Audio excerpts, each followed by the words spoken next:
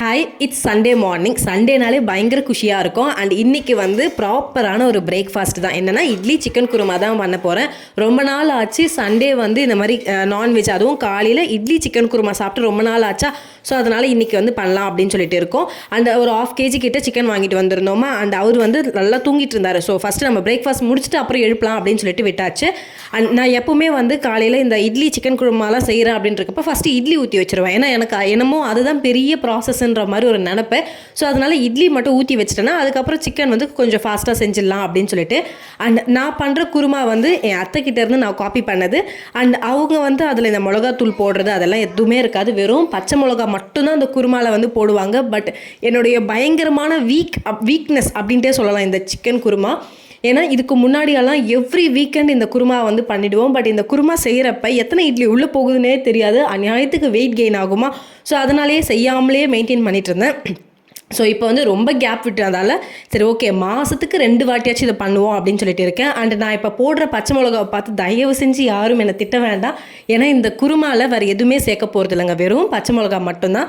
And இந்த பச்சை மிளகா சேர்க்குறேன்னு மட்டும் பார்க்க வேண்டாம். இதில் வந்து கூடவே சப்ஸ்டியூட்டாக வந்து தேங்காய் பால் அண்ட் முந்திரி பருப்பெல்லாம் சேர்ப்பேன். ஸோ அதனால் அவ்வளோ காரமெல்லாம் இருக்காது. அண்ட் ஸ்மிருதி வந்து காலைல கொஞ்சம் ஏர்லியாகவே எழுந்துட்டாலும். ஸோ அவள் வந்து பாதாம் தோலெல்லாம் உரிச்சிட்டு இருந்தா.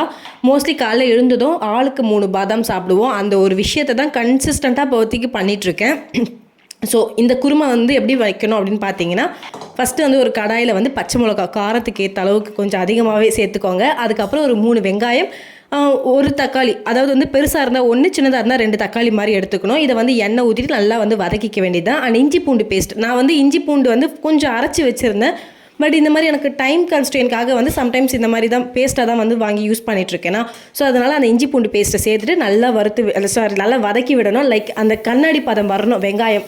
ஸோ அது வர அளவுக்கு வதக்கிட்டு அண்ட் கடைசியில் வந்து முந்திரி பருப்பு கொஞ்சம் சேர்த்துக்கணும். இதுலேயே அதாவது அந்த கடாயில் இருக்குல்ல அதிலே வந்து முந்திரி பருப்பு சேர்த்துக்கணும். ஸோ அந்த மீன்வைல் கேப்பில் வந்து இந்த சிக்கன் வந்து வாஷ் பண்ணிக்கலாம் அப்படின்னு சொல்லிட்டு வாஷ் பண்ணிட்டு வந்திருந்தேன். அண்ட் நேற்று எங்கள் அம்மா வீட்டுக்கு போயிருந்தப்போ நிறைய தேங்காய் தூக்கிட்டு வந்திருந்தேன். அண்ட் எங்கள் வீட்டில் 2 தேங்காய் மரம் தாங்க இருக்குது. அண்ட் அந்த தேங்காய் தண்ணியும் சரி தேங்காயும் சரி பயங்கர ஸ்வீட்டாக இருக்கும், சூப்பராக இருக்கும்.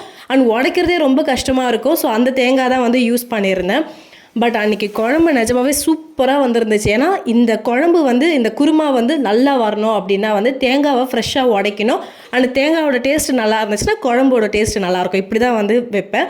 அண்ட் இப்போ நான் வந்து அந்த ஃபஸ்ட்டு பேஸ்ட் இருக்குல்ல அதை வந்து மிக்சியில் எடுத்து வச்சாச்சு. இப்போ அடுத்து கடாயில் வந்து ஃப்ரெஷ்ஷாக எண்ணெய் ஊற்றி சிக்கன், உப்பு, மஞ்சள் தூள் போட்டு நல்லா கலரி விட வேண்டியது. லைட்டாக வெந்தாலே போதுங்க. அதுக்கப்புறம் நம்ம அந்த பேஸ்ட்டை அரைச்சி வச்சுருப்போம்ல அதை எடுத்து ஊற்றிக்கிறோம். இது ஃபுல்லாகவே பயங்கர ஸ்பைஸியாக இருக்கும்.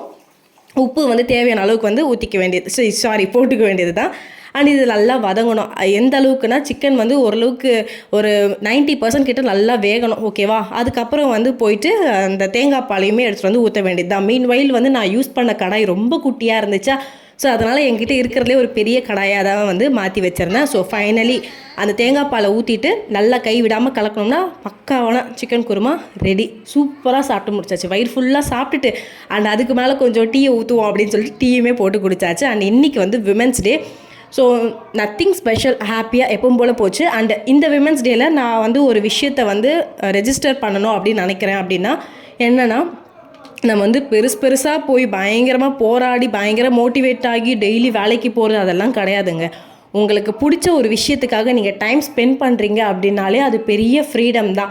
ஃபார் எக்ஸாம்பிள், உங்களுக்கு ஒரு விஷயம் பிடிக்கும் பட் வீட்டில் ஒருத்தவங்களுக்கு பிடிக்கல அப்படின்னாலுமே எனக்கு பிடிக்கும் அதனால் நான் செஞ்சு சாப்பிட்றேன் அப்படின்னு சொல்லிட்டு நீங்கள் சாப்பிட்டீங்கனாலோ இல்லை ஏதோ ஒன்று உங்களுக்காக நீங்கள் ப்ரியாரிட்டைஸ் பண்ணுங்கள், உங்களுக்காக நீங்கள் டைம் ஸ்பெண்ட் பண்ணுங்கள், அதுவே பெரிய விஷயம்.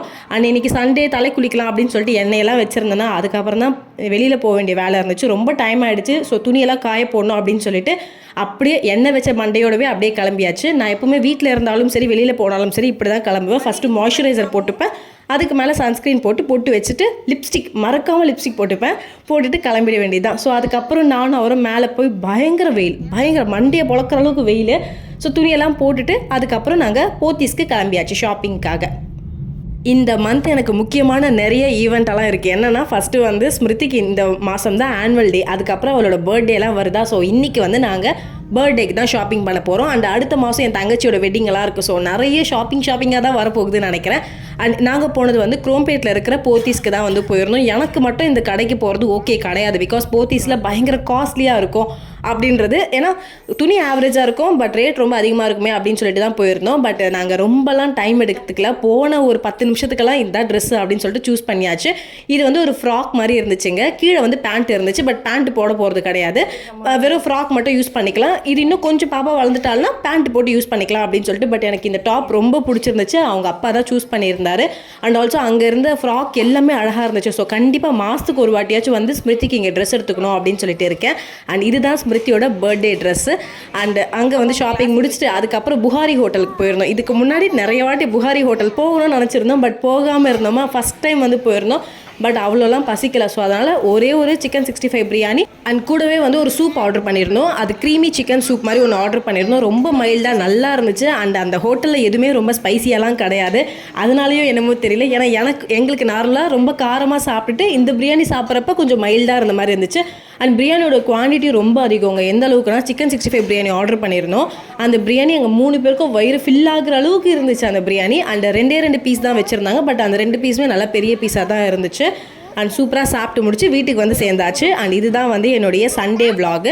அண்ட் உங்களுக்கு என்னோட வீடியோஸ் பிடிச்சிருந்தா மறக்காமல் வீடியோஸ்க்கு ஒரு லைக் கொடுத்துருங்க. அண்ட் இந்த விமென்ஸ் டேக்கு நீங்கள் ஞாபகம் வச்சுக்கொண்டிய ஒரு விஷயம் என்னென்னா, நம்மளை இன்னொருத்தங்க செலிப்ரேட் பண்ணணும் அப்படின்னு நினைக்காம உங்களை நீங்கள் ஃபஸ்ட்டு செலிப்ரேட் பண்ண ஆரம்பித்தாதான் மற்றவங்க நம்மள கண்ணை திறந்தாவது பார்ப்பாங்க, இந்த ஒரு ஜீவன் இருக்குது அப்படின்னு சொல்லிட்டு. ஸோ உங்களுக்கு என்ன பிடிக்கும் அப்படின்றத யோசிங்க, உங்களை பற்றி யோசிங்க, உங்களுக்காக டைம் ஸ்பெண்ட் பண்ணுங்கள், உங்களுக்கு பிடிச்சதை செஞ்சு சாப்பிட்டு ஹாப்பியாக ஜாலியாக இருங்க.